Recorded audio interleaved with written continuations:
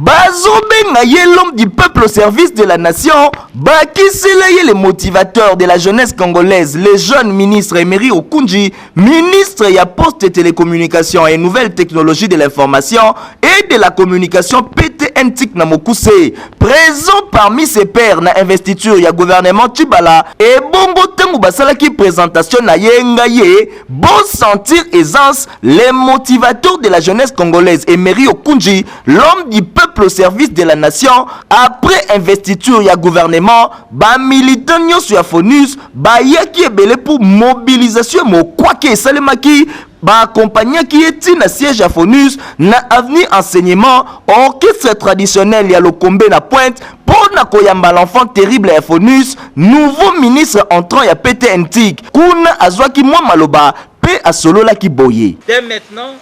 au gouvernement ils ont investi tout ça la mosala comme na lobaki la fois passée, à la fois batunyo sotende ba ozala satisfait, ba ozala moi mouké insatisfait, mais un parti politique, ce qui importe c'est l'organisation pour que chacun se retrouve et surtout dans le moment oyo tous un objectif final les anini élection.